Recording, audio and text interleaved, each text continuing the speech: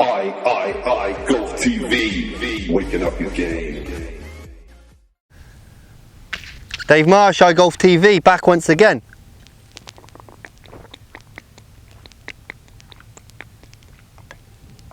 Now, diet is certainly something that I'm going to go through with you in later videos, but also when we're out on a day like today, it's nearly 90 degrees. Make sure you're going to stay well hydrated, make sure you've got sunscreen on. Okay, let's crack into the video. So, the last few videos we've really built a phenomenal golf swing, and now I want to bring more things together, be able to get you to simplify as many things as possible. Remember, this is the main essence of what I believe I teach as a coach, is to get players to simplify this game.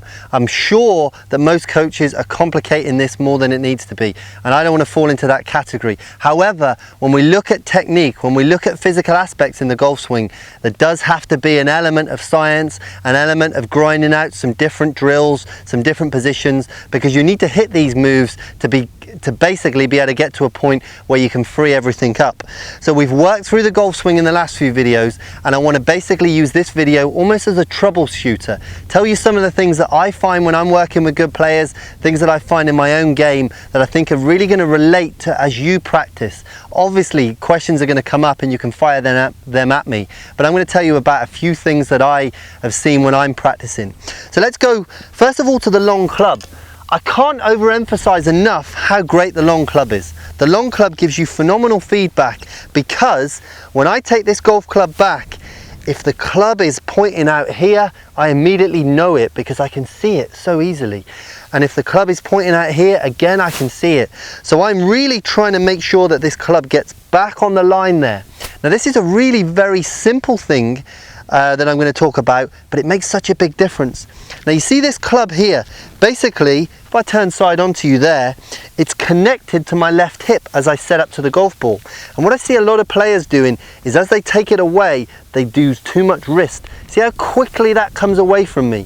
I don't want it to come away that quickly. So basically my backswing from here is almost, can you see how close it stays and how quietly and how slowly it comes away? So watch it from the front on angle. As this club's going to rotate back, it doesn't come away quickly. It basically stays connected to my left hip, and I just rotate those shoulders back and it drops into position. Now, that's a really small thing that, again, is going to take 3 or 4 moves out of your wrists and your arms. We basically don't want to create too much angle in that right wrist. So that brings me on to the next thing.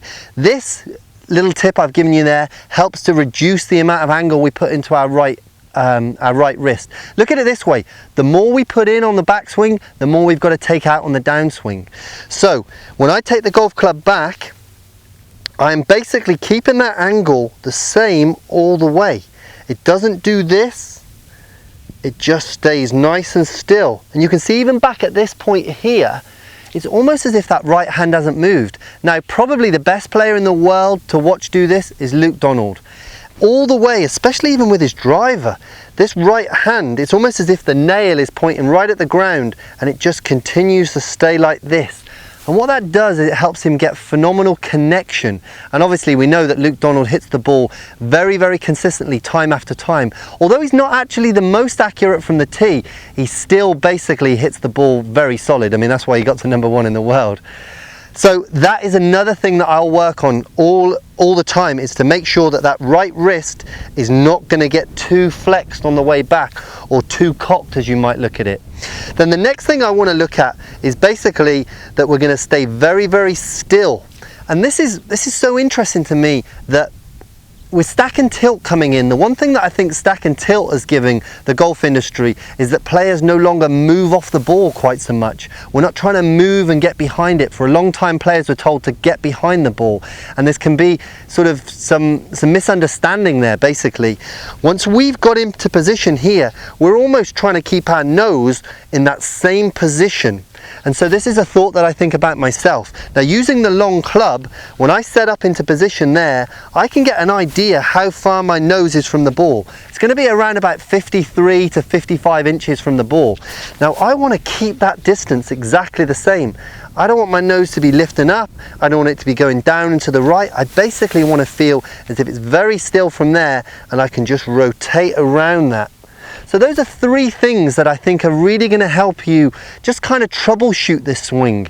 It's really important to put this swing together, not overthink it, but definitely some of these things are going to come up, and the more information that you have, the more you believe in what I'm trying to put out there to you, the more opportunity you've got to basically build a swing that you can rely on yourself. So we'll leave it there for today. Keep working on the drills, keep getting away from hitting loads of golf balls, keep working on the motion, do it at home, find that time to put 20 swings in or more. Now, you've been watching iGolf TV, where we're waking up your game.